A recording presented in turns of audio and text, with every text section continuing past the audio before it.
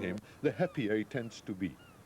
And so it seems right that we should meet in a place which is steeped in 4,000 years of history.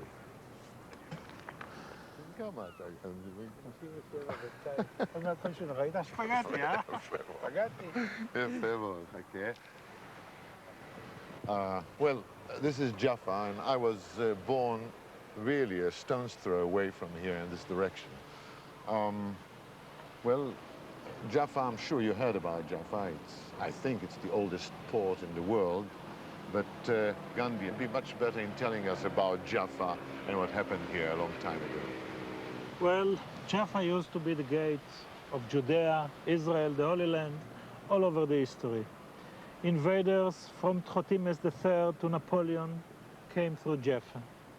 Newcomers, pilgrims, Christians, Jews, Muslims, everybody who came to the Holy Land used this port. Probably, Chaim, you remember your Bible studies from school about Jonah and the whale. When Jonah came to pick up a boat to go to Tarshish, he came right here to pick up the boat and went to Tarshish. Half for you, half for me. Thank and you. We'll pick up the pills so no one will complain. Let's go. Shall we go to the museum? Let's go. So, here. Since he retired from the army, Gandhi has been running the Haaretz Museum on the outskirts of Tel Aviv. The only museum I've ever heard of which has a permanent dig going on within its boundaries. מצאתם משהו, ילדים? This is the original Tel Aviv, Tel Kasila, on the banks of the river Yarkon, through which King Hiram of Tyre delivered the cedars of Lebanon to help King Solomon build his temple in Jerusalem. The museum is a fulfillment of Gandhi's dream, a place where school children and students learn history at first hand. They carry out all the digs themselves to discover relics of their ancestors. And I'll tell you, I wish my history lessons had been like this. אתה לוקח, מנקה לך את השטח. מנקה, כן? משטח יותר נמוך ואתה מתחיל ככה. תן את השני. אבי, אני עוברת שנייה. For me, even a walk to the beach or a walk through the park with Gandhi becomes an exciting lesson because he's got a story for everything. And now we are off on a sort of historical mystery tour, and we are heading straight to a part of Israel loved by both of us, the Judean wilderness. When the leaves have forgotten the dew, and the ground is parched and dry, the bird and the lamb and the jackal will search for solace from the burning sky. In the west the sun will set and in the east will rise again. In the west the sun will set and in the east will rise again. When all of God's creatures on earth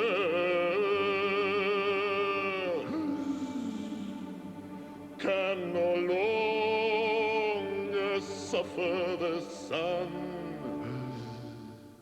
the evening steals upon the world and suddenly the day is done. In the west the sun will set and in the east will rise again. In the west the sun will set and in the east will rise again.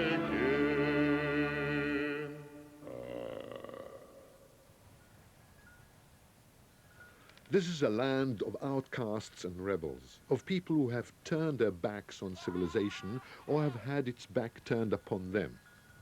It is also the land of hermits who hid in meditation following Saul and David, and Jesus who spent 40 days and nights in this wilderness.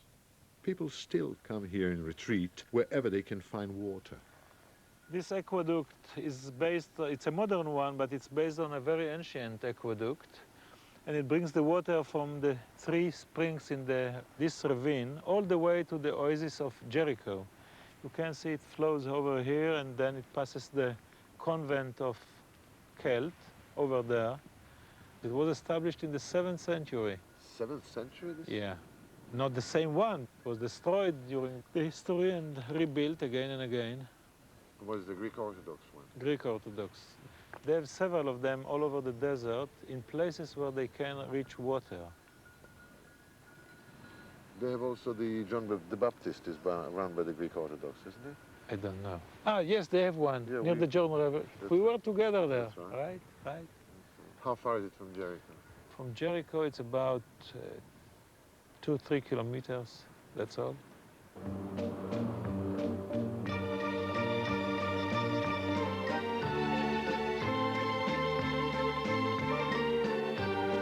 Some people say that part of the sun fell off into space and Earth was begun, though others have got a different idea. I really don't mind as long as we're here. On and on it goes on and on before we get on it and after we've gone. Day follows night and night follows day, and like it or not, it's staying that way. Winter is cold and summer is hot. Spring may come between, but then it may not.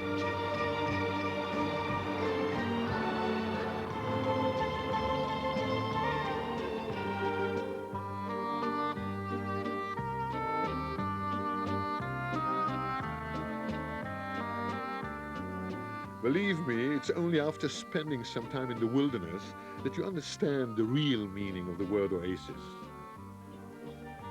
Jericho, of course, is one of the best-known oasis towns on earth, where the air is heady with a mouth-watering aroma of citrus.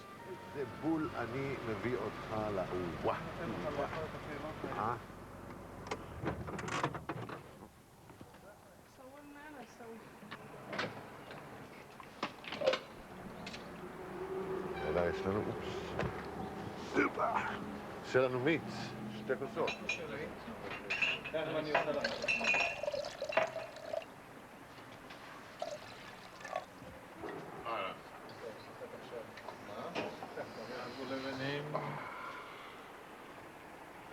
עוד פעם אנחנו שותים לחיים. נהיה בריאים. תפוס את הידית. לחיים, לא, אני כבר לא יכול לעשות זאת. חיים. נהיה בריאים, שהילדים יהיו בריאים.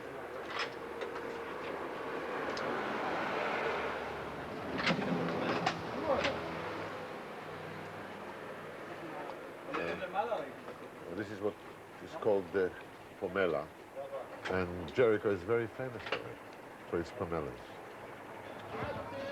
People have lived here for 7,000 years. And while downtown Jericho has probably changed a bit since the days of Joshua, it is still a place to which people come for rest and refreshment, or to sell their fruit and vegetables from the fertile fields around. Joshua, as you may remember, sent some spies here to see whether Jericho was actually worth overrunning. The spies used as a base the home of a young woman who happened to be rather well known in the district. She has a place in history as the first recorded member of the oldest profession. Anyway, they reported back that Jericho was definitely worth a fanfare or two. And I'll tell you what, after that orange juice, I absolutely agree with them. Just outside Jericho is a site which I have never visited before. In fact, I don't think many people know about it. But it is a special favorite of Gandhi's. Now, Chaim, this is the site of an ancient synagogue from the 6th century called Naaran. It was discovered by a very interesting incident. In the First World War, the British front was here, the Turks were there, and they shelled this area. A shell fell here, and the crater discovered the mosaics. Later it was dug in by archaeologists and covered again until 1970, when another military unit of the Israeli army dug, they dug in here for other purposes in the training, and they discovered again the mosaics. And as you can see it's a little bit destroyed. Why is it destroyed? Because later on in the 9th or the 10th century, a very religious sect came here and destroyed human faces. Oh, Only human faces. Animals were left, yeah.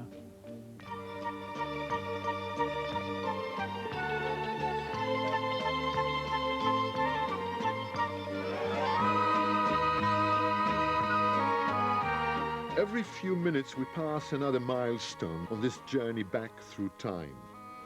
Mount Tabor, Megiddo, or Armageddon as it's known to many. Mount Gilboa, where King Saul fell on his sword. The spring of Harod, where Gideon chose his warriors for the fight against the Midianites. All are everyday place names here. And then we reach Frush Romana, a Bedouin village which Gandhi and I visit whenever we can.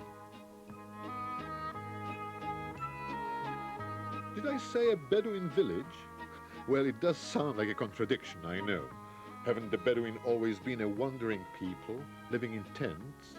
But it's true, the tribes are settling. The men of this village were comrades of Gandhi and I in our army days, and whenever old friends meet, you can be sure the Bedouin will make a celebration of it.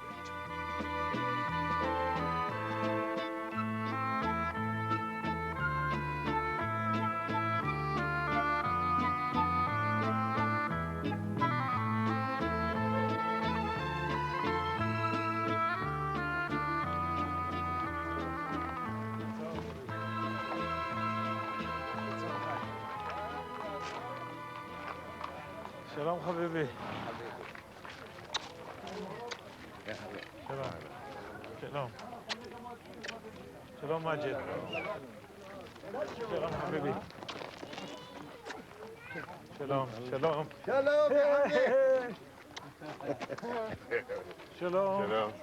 שלום. שלום. שלום. הייתי אצלך, מה זה מים? שלום חביבי, מה שלומך? שלום. שלום. שלום. שלום. שלום. שלום. שלום. שלום. אבו מג'ד. אבו חוסיין. מה שלומכם? יש פה החברה שלך הכי יפה בעולם, בוא הנה. הכי יפה בעולם. תצלם את הוידאו. את הבדואיות. This is Gandhi's wife standing there and his daughter. And Saleh is a long-time friend of ours. אני לא מקנא, אני מרשה. This is the sheikh of the tribe. And this is the other sheikh. הוא שייך של טרייב אחר. Yeah. These are two sheikhs, actually.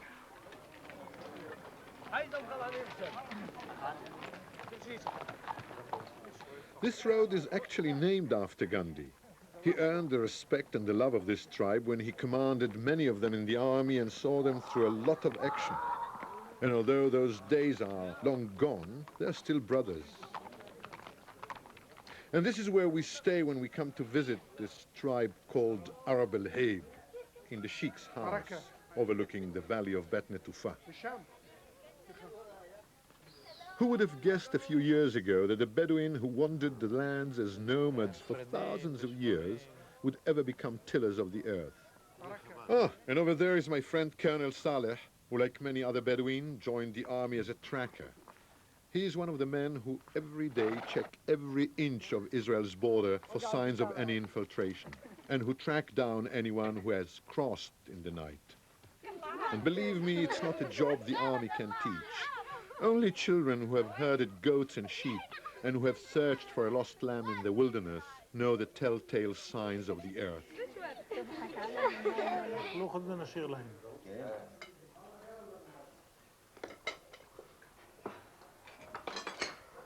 אתה שומע, חיים? בשירות המואביה הוזמנה לאכול יחד עם הקוצרים. This family may now have a roof over their heads, but none of the other customs has changed. Respected guests are showered with greetings like Ahlan sahlan, marhaba, kif halak, alhamdulillah. The protocol must be immaculate. And you hope the sheikh's flocks are multiplying, and it's not difficult at all to praise the food, although the women who prepared it are still not seen around. The Bedouin cuisine is changing, though. Once upon a time, it would have been just the traditional lamb and pita, perhaps a little rice. But today, you will be offered hummus and tahina and labne and shashlik, and the inevitable cans of cola. I don't know if you noticed, but our host, who is the most distinguished person in this room, actually, the sheikh of the tribe here, and the mayor of this little town, He's standing, he won't sit. The Bedouin custom is that he should stand and serve his guests, and they still keep it. I mean, unless we beg him, really, I mean, he won't sit down. So we have to eat while the most distinguished person is standing up. You might say it's a tradition which goes right back to the time of Abraham, who stood to serve the visiting angels. But the attention to custom does not end there.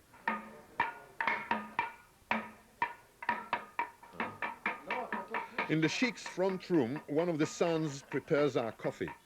Each Bedouin family has its own rhythm. Once, when it echoed across the empty desert, neighbors knew exactly who was brewing up and that they were welcome to pop in for a cup. Now you start to smell it.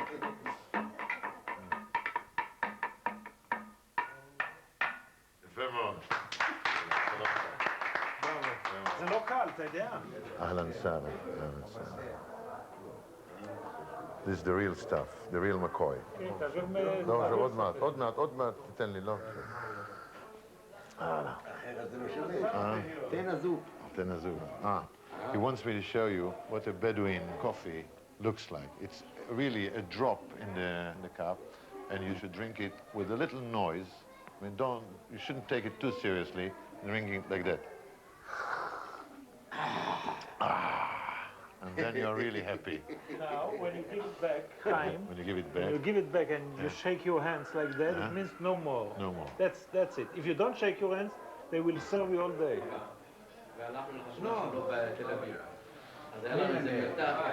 A Bedouin gathering with women in the room, with paintings on the wall and a television set in the corner. I can't tell you how fast things are changing here.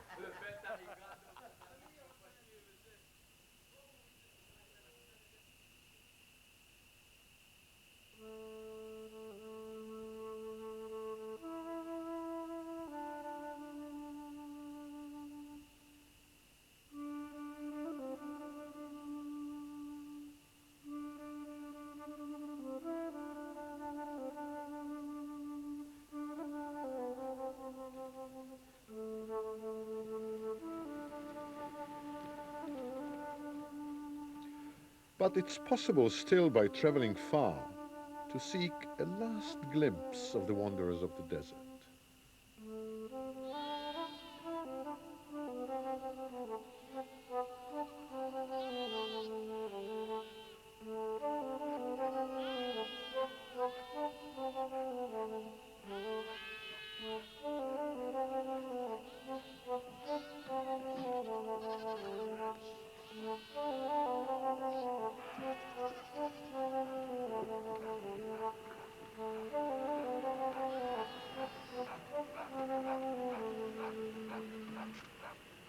It's only Gandhi's knowledge of the Negev desert that has brought us safely to the camp of Musa Abu Ahmed and his tribe, or to have found it at all for that matter. Alhamdulillah, alhamdulillah.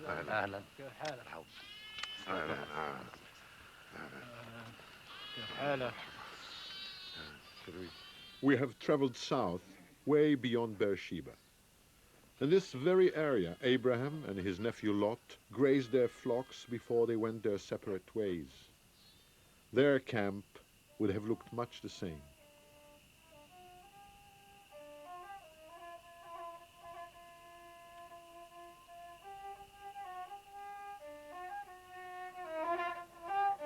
Quite by chance, Gandhi has brought me to a tribe whose path I've crossed before, way back in my army days. And I'm sad to learn that they have faced a tragedy recently. Their leader was assassinated in a feud with another Bedouin tribe. A sulha, forgiveness, is out of the question. In the desert, it's still an eye for an eye. We sit low, in time-honored style, actually to avoid the smoke which gathers in the folds of the camel wool tent. We shall never meet the women. They are kept away. They're probably watching a battery-operated television somewhere else in the camp. מוסא, ברשותך, אני אגיד עכשיו כמה מילים באנגלית למצלמה, אז אני מבקש את סליחתך. I was just telling our host, Musa, when he was born, I was already serving here in this area, and actually one of his uncles saved my life. two of us, my friend and myself, were stuck here because of a flood, and we didn't have any food or warm clothes. A very unusual thing to happen here, a flood or storm, because it's a very dry area. But anyhow, we got stuck, and somehow our commander succeeded to send us a box with food, and in the box it was a bottle of rum. You remember the story. I didn't know what rum was until then, but there was a little note saying, well, if you, the rum will keep you warm.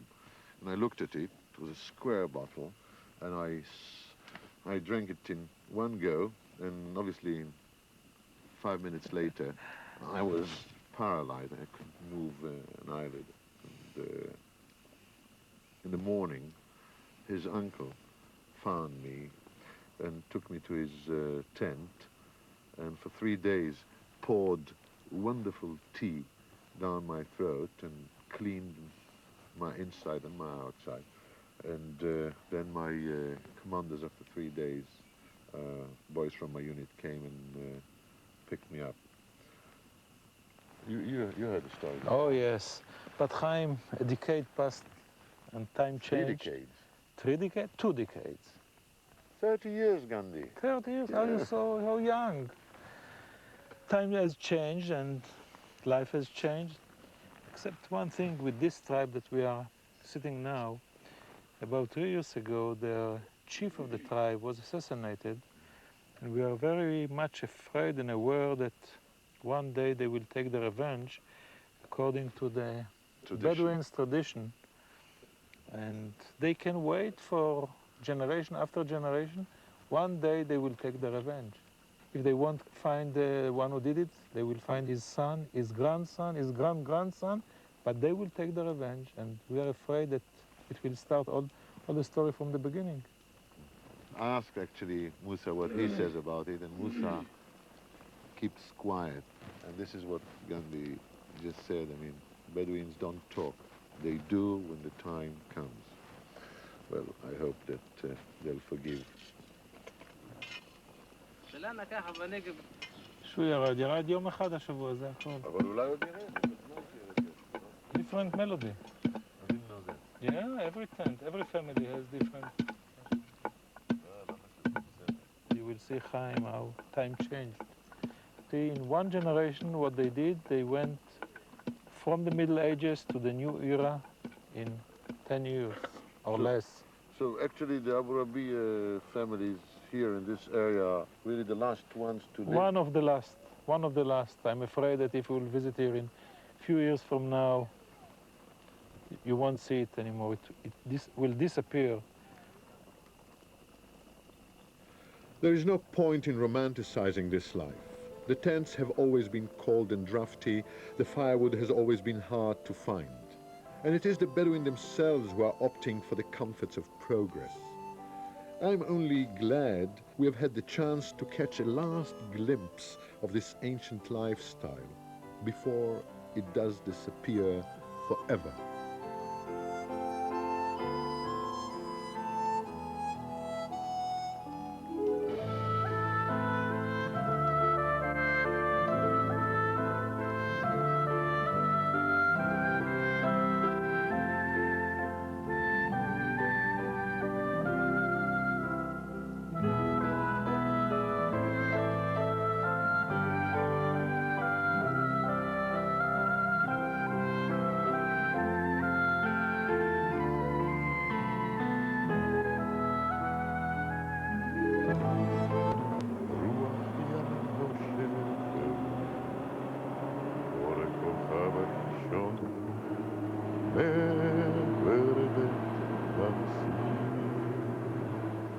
It's said that you don't just go to Jerusalem, you ascend to Jerusalem.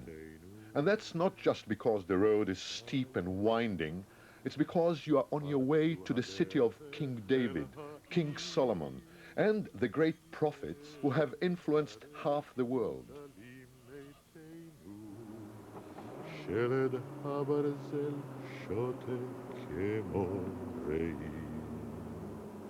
بالواد